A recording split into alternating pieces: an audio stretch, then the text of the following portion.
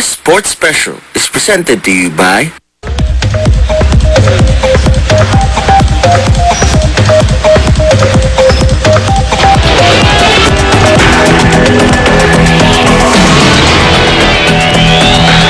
Okay mga kapuso, ito po yung height dito sa batang ito. Undefeated prospect out of General Santos at probinsya pa. Actually, ano nga tawag sa lugar na yun? Sarangani. Cotabato. Ano ba yun? Under pa ng ano yun? Probinsya. Probinsya, Hindi, Sarangani. Probinsya nga pala ni Manny Pacquiao yun. Ayun. Kaya, ano kaya? Bumoto ba ito kay Manny? Dapat na. Magandang araw po sa inyong lahat mga kapuso. Mabati ako Special na araw to. Akalain nyo walang tulog. Saka iba mag-celebrate to. Sa Mall of Asia Arena siya mag-celebrate. Tataas ng trophy, tahimik ka lang. At sa po nagse-celebrate ang kanya 40th birthday.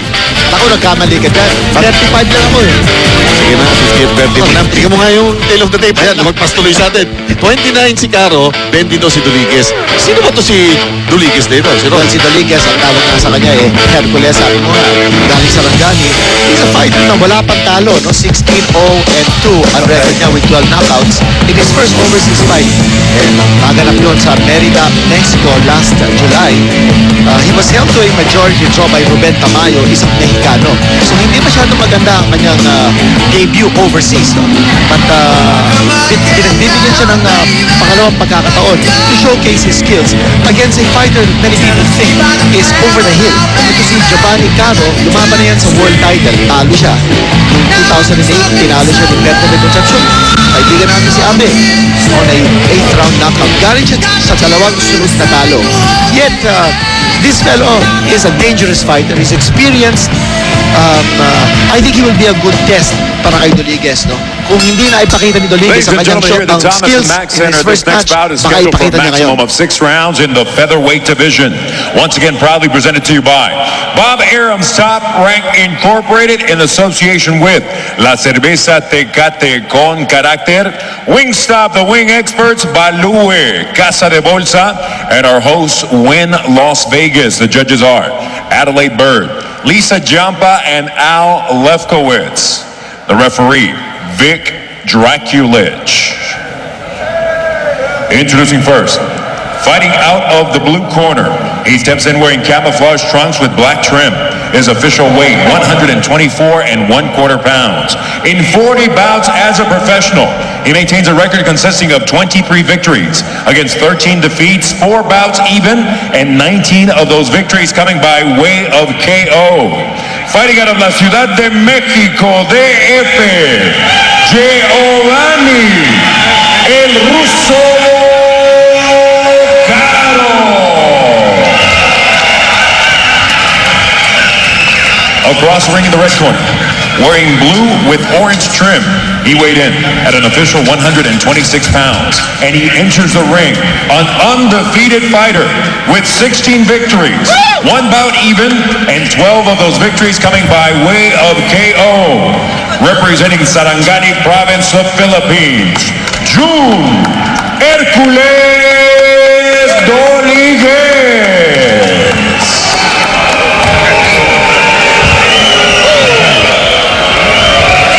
Ito, makakaliskisa na natin itong si Hercules Doliges. Lilinawin lang natin, he is from Sarangani, ang lugar po na nire-represent ng ating fighting congressman na si Manny Pacquiao. Ngayon, sino siya? Ano yung estilo niya? Actually, first look ko lang ito kay Doliges. Pero kung susundan natin ang mga nailalathala katulad natin kaibigan si Dennis Siroa, siya nga pala, mag-greet din tayo sa kanya at hindi malinaw sa akin kung... Birthday ba ni Dennis? Hindi, meron siyang I think he lost a family member most recently. Nakikiramay tayo. Nakikiramay kami sa kanya. But nonetheless, itong pampawi ng lahat ng sama ng loob, lahat ng lungkot. Tignan natin kung anong meron itong ipinagmamalaki ng Anuran Brothers. Si Danny nasa ibabaw, si Kuya Danny yun. Tama. At si Elmer. Tapos ang coach po, si Coach Benny yan. Yan, Benny de la Peña. Yan po, corner ni Doliges. Sige, At ang alam natin, sino ang alam natin tungkol kay Doliges is that may power yan. Malakas ang kanyang kaliwa. He's a southpaw at titingnan natin kung maganda ang kanyang depensa at pangalawa, kung meron siyang combination. Yan ang importante sa isang boxer na may power, no? Dapat sineset up niya yung kanyang power hand. And for Doliges, the powered hand is his left. Kaya makikita nyo sa stance. Sa stance lang, alam nyo kung sino yung kaliwete dito sa dalawang to. Ang Pilipino po na nakatatakot ang tato na naka-asul. Yung pong kalaban niya si Giovanni Caro. Saan mo ginagamit ang Caro, ha? Ang Caro, ang gusto sabihin niyan, mahal, expensive. Okay. Ewan ko lang kung expensive or mamurahin. Ito si Caro. Malalaman natin pagkatapos ng laban nato. Kaya masarap pag Castilaloy Mexicano at lahat-lahat po ang kasama natin. Siya po ang, ano kaya pag birthday? Feliz cumpleaños ba yun? Yes. Okay. Ito po, Will, nasa lista din doon, no? Umabot. Naka-green. At ito pong araw na to, is not just the color of green, but yung color ng kasiyahan ng mga Pilipino. Balik tayo, and what a week it was, no, pag sports sa pag-uusapan. Baka isa sa busiest dito, kaya itong maman to, kahit nag-European Tour, bumalik dito dahil talagang napakaganda ito, and of course, Tsaka namimiss ko na si Chino Trinidad eh. ganon? Oo. Totoo yan, ha? Sige, maglilibre ka pa rin mamaya. Dahil salamat to. Kaliskisan natin si Doliges. Okay, sa nakikita natin dito, si Doliges, walang masyadong mga hook na tinatapon. Puro mga straight. Left straight, right straight. Yung kanyang jab na tinatapon, ito, no? It's not a power jab. It's coming from, ewan ko kung saan ang gagaling, no? But he doesn't have too much body weight behind that jab. So it's a poking jab. Sayang. Because kung meron siyang malakas na jab, talagang makakaset up siya ng kanyang kaliwa. While sa doon sa kanya pong straight punches, of course, coming from yung kanyang dominant hand, which is his left. Makikita nyo. Ang problema, yun, gaya nung ulitin ko lang sinabi ni Birthday Boy, yun totoo nga, no? Parang namimitik lang. Kung gagayahin mo yung estilo ng Manny Pacquiao, kung ang tingin nyo doon ay parang pitik yun, hindi. That packs a, what you call, yung explosiveness no, sa dulo. Oo. Pag tinignan nyo si Manny, may pitik yun eh. Yung kay Doliges yun ang walang snap. Uy, meron tayong nakitang right hook, right uppercut. Na tinapon po ni Doliges. So, let's see kung ano yung arsenal ng kanyang mga suntok dito, no? Meanwhile, mahaba ito si Caro, ha? Medyo delikado ito si Doliges if he's fighting from a distance because mas may range si Caro kaysa sa kanya. Saka sumasalo. Time for the Cobra Punch of the round.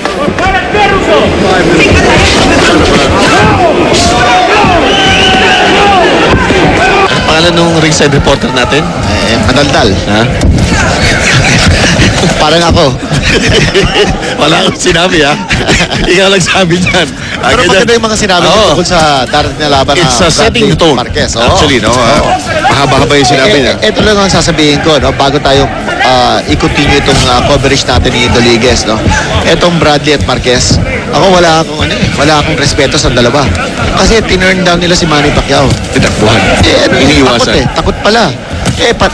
Those are the two fighters who have beaten Manny Pacquiao his last two fights. Ba't ayaw nilang labanan ng rematch? They turned down bigger money to fight for less money. Pag-uusapan natin yan mamaya when we cover Bradley Marquez. Kaya gustong-gusto. Akala mo ikaw na nakakamiss sa akin. Nandimiss din kita kahit Ganun pa ba? Oo, totoo yan. Ito, totoo yan. Kasi nahihirapan ako pag walang madaldal sa tabi ko eh. Dahil na nagpupukpukan. Dito yung dalawa. Sinong getting of the exchange right now? It doesn't seem clear no? kung sino yung ano. Hindi ko pa nakikita yung connection. Parang may lakas yung suntok ng Doliges, pero the delivery, parang ang bagal. Well, hindi lang yung delivery, no? Yung accuracy ni Doliges leaves much to be desired, no? Minsan, medyo wild siya. Kita mo yung left jab na, it's actually not a left jab, it's almost like a right straight. But this is where Doliges should be able to land some punches kung dikit ang laban. Dapat lalapitan niya si Caro because Caro lumalaban ng jab eh. Si Doliges, wala namang masyadong jab. Sandali, that's a mouthpiece that has been dislodged.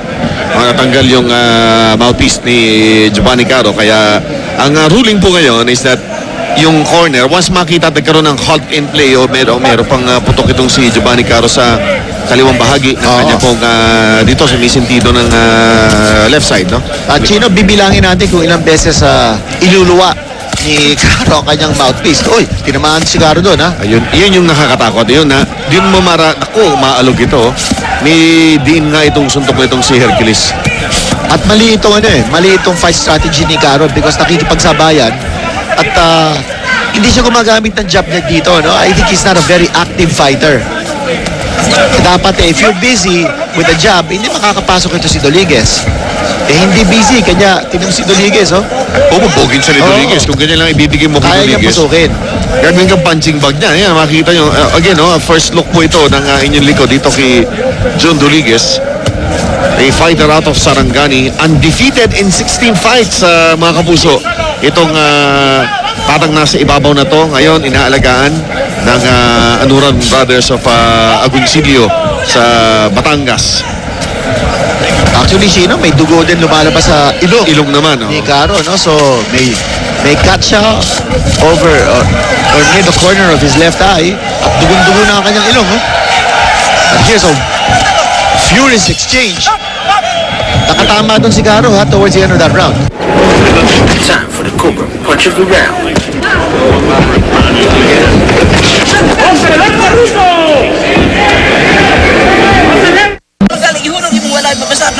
Ngayon at nasa American na, mga kaibigan, si Benny de la Peña, binago na ang kanyang first name. Hindi na Benny, Vini.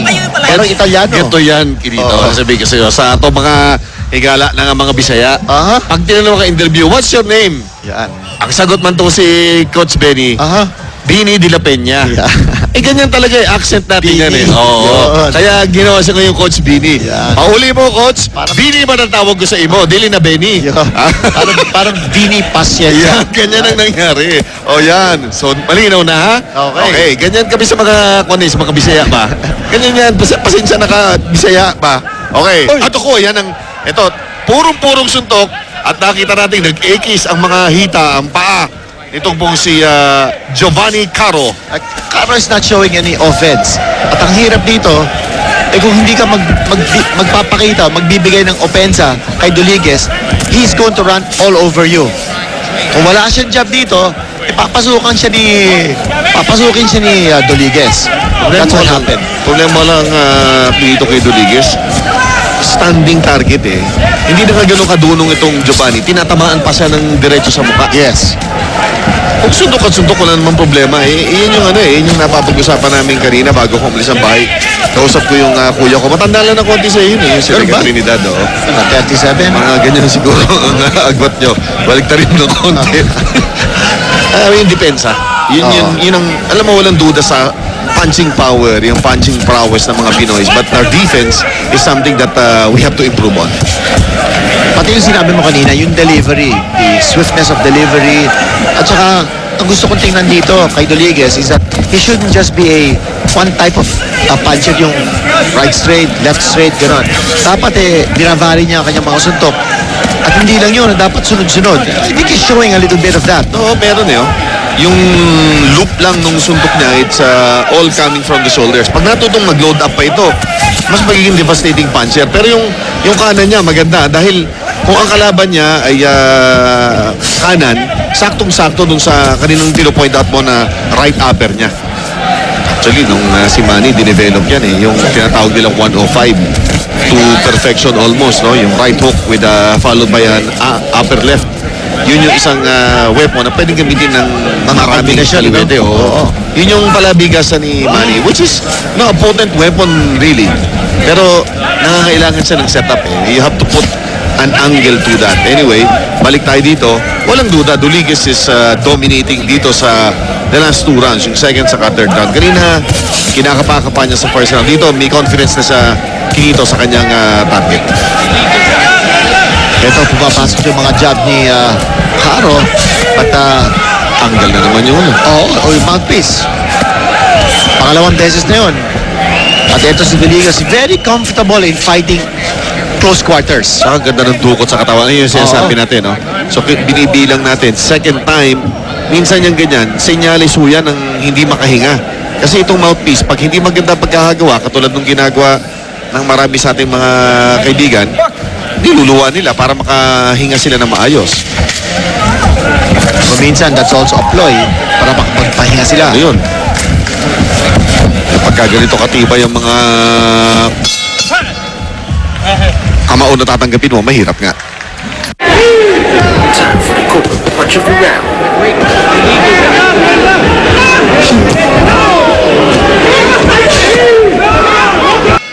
Yung target nandun Kanya iniintay lang ni Rodriguez to open up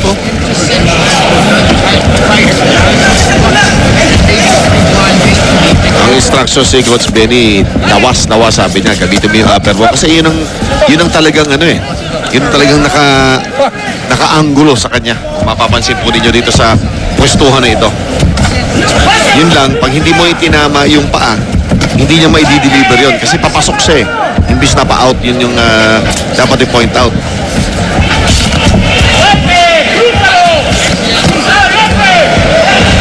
Ito, nagsasalita na naman yung kaibigan natin. Hindi mo pinatay mo yung microphone niya kaya hindi natin maririnig. Hindi ho namin sinasadya yan, nagkataon lang ho yan. Nagte-test feed lang ho siya para mamaya sa ating main event, makakasama din ho natin. Ito talaga, Paano natin makikilala to? Sino bang kasama natin ditong floor director? May hindi man lang kunin yung pangalan itong magandang dalagang ito. Kung dalaga pa siya, pakilala mo naman kami dito sa susunod, ha? Nandito kami dito sa comforts ng aming kinatatayuan sa panulukan ho ng EDSA at saka ng Show Boulevard. Samantalang handapan nito ay ginaganap sa Thomas and Mack Center. Tama, sa diba? Las Vegas. Sa Las Vegas. At siyempre sa ating main event, ating pong titignan si Timothy Bradley, si Desert Storm kontra kay Dinamita, Juan Manuel Marquez. Yan po ang ating pinaghahandaan. And that will be coming up soon as you now take a look at the Familia Skyline dito pong Las Vegas. At nandyan ang isa pang Pilipinong susubok sumunod sa yapak ni Manny Pacquiao. Lahat sila makakasunod naman sa yapak nito. Ang tanong, sino ang karapat dapat? Tama. Who is the worthy successor? The heir apparent. Manny Pacquiao. Pero, bago natin mag-usapan itong heir apparent, si Manny Pacquiao is still very much in our midst. Parang niretire na Oo. Hindi pa. Labang pa yan. At saka pupupog pa yan, hindi pa tapos yan. Hindi lang yan. Kung talunin niya si Brandon Rios, convincingly. Chismisin mo ako. Ikaw ang galing abroad Hindi, ikaw ang marunong Hindi ba ako mas magaling mga balita Hindi ako nang chichismis lang ako Ikaw nga lang ang binabasa ko Ano nga yung dyaryo mo? Aba, yan ang pinaka-number 1. Pagka kayo walang ginagawa, kayo online yan hanggang ngayon gusto niya pa rin ho yung hibla ng papel. Itong kasama ko to, ito rin ho yung tagapuno ng Philippine Star. Yung dyaryo mo, di ba? Oo. Tama ka sa'yo, sabi ko sa'yo. Thank you. Pero pangalawang dyaryo namin yon. Ha? Oo. Kasi yung kuya ko, Inquirer ang binabasa Diba? Babalik tayo dito. Basahin natin to.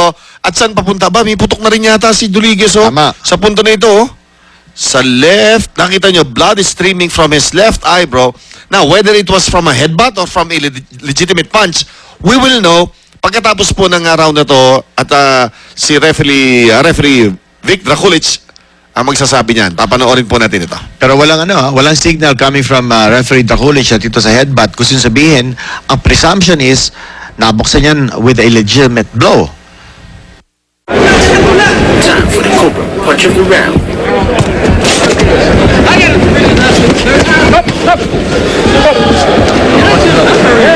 Marami nagsasabi sa inyo, laos na to. Hindi.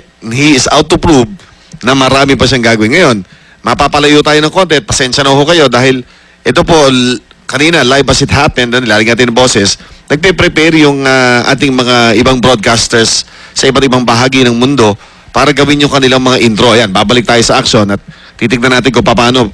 Pagpasensyahan nyo na ho, ito lang bahagi ito makikita natin. But Dulig is still trying to pummel ito pong si Giovanni Caro. This is round number 4 of a bout scheduled for 6. Okay, napansin natin dito yung accuracy level ni Rodriguez medyo bumababa. At tong previous round, kanya naputukan ito si Rodriguez is because yun, pumapasok yung mga jab at saka yung combination ni Caro. Pag hindi masyadong aggressive si Rodriguez, tinatamaan siya ni Caro So I think it's important for Rodriguez to be aggressive. Gusto sabihin, sagasahin niya. Sagasahan niya ang kanyang kalaban. Kung maghihintay siya sa labas, tatamaan siya. Yun, nice shot there with the left hand. Ang tawag namin dyan yung sari-sari store phenomenon sa boxing. Nagbayad ka, di ba? Ano susunod mong iintayin? Sukli. Iniintay niya yung sukli. Dapat wala na sukli, di ba? Dapat keep the change. Ganun ho dapat ang ugali. Ang nangyari, nag-iintay sa kung anong reaction. Dapat hindi. Initiate action. Umalis ka doon. Huwag mo nang intayin kung ano isusukli niya sa'yo. At dapat siya ang susugod. And looks like magandang Yung kaliwa niya rito. meron. Oo. Finally, tumatama. At saka nakita mo. Ewan ko Dugo na naman. paano po humihinga pa itong si Giovanni Caro at this Oo. point. Dahil basag na malamang ilong nito sa grabing mga papabagsak ng suntok. Yung kaliwa ng gagaling ito pong power. Ito pong si Hercules Duliges. But si Duliges, yung kanyang sugat, eto. You notice that yung sugat niya, may dugo din lumalabas. So, somehow, the cornerman not able to control.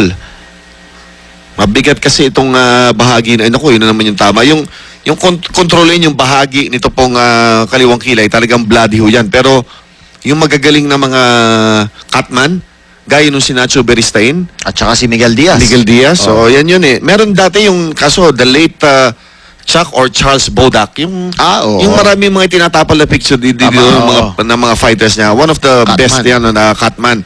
Meron silang ginagamit na ang tawag doon parang sinulid eh. Si ano kasi, si Maestro, nilalagay niya sa parang 1% adrenaline daw yun eh. Yung parang gasa yon. Pag naputukan ka, ilalagay nila, it stops the bleeding. Sa coagulant. Ayun, sumasalo ng suntok yung Duliges eh. Yun yung problema ko. Pero maganda ang kanyang ang kaliwa. I think it's important that yung rhythm ng kanyang combination has to be worked on. Time for the Cobra Punch of the Round.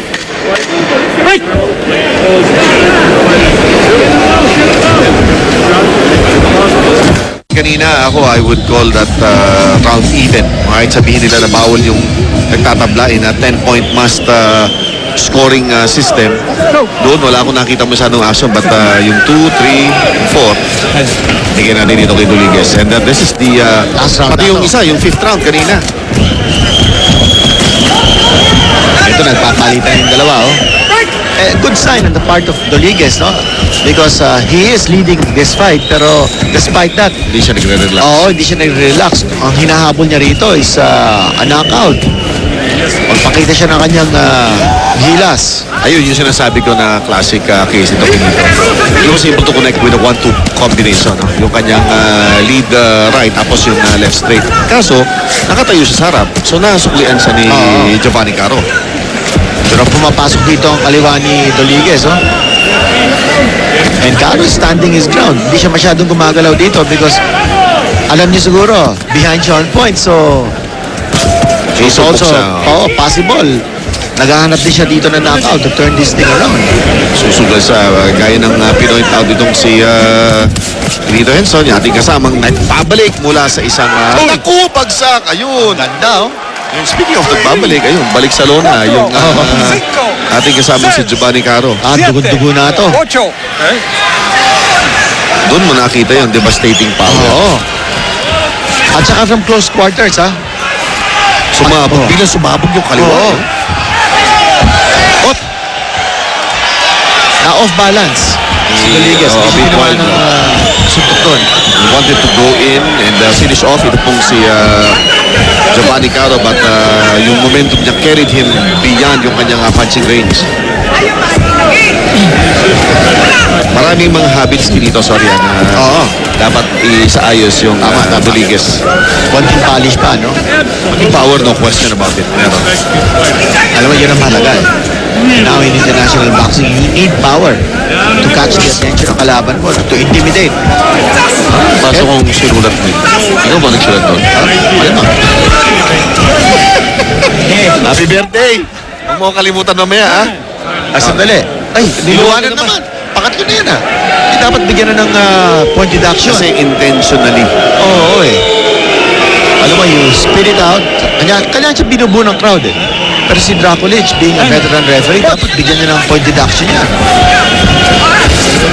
Siguro tama na, kinulpin nyo na eh. Hayaan nyo na yung point deduction sa isip-isip Bagay. niya, no? Wasak-wasak na rin. But tama si Kinito, kung ikaw on top of the situation, kailangan after the one, you won. Yung second, gagawin. Pangatlo, dapat may angle na yan. If this was a close fight, Kinito, critical yung hindi pagbigay yes, ng oo. Pero kita naman ho natin yung dominating power ng ating kasama. Much work to be done. But kita-kita natin that he will retain his unblemished Eto. record. Ready to Naku! go. Yun! Patay! Yun ang Ready to bagsak go, talaga. oo. Nakita natin, gumewang siya. Tapos nakita ni Rodriguez. That's one thing that we noticed. May killer's instinct ito.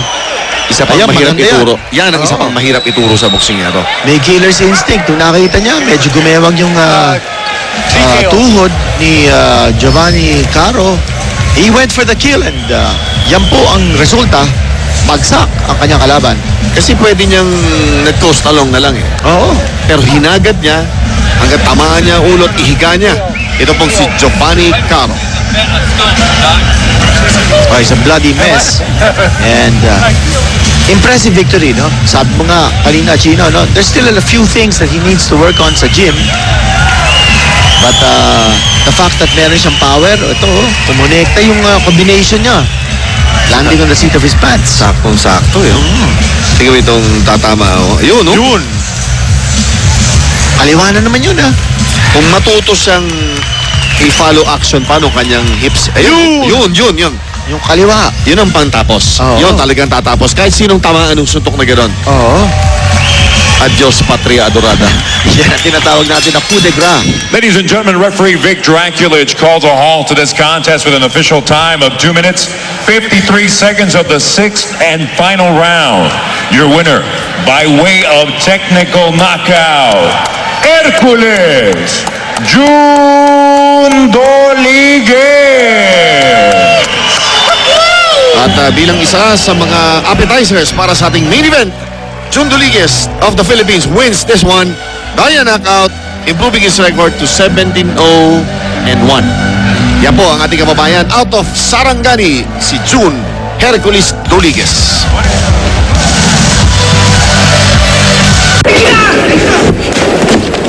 Time for the Cobra Punch of the Round.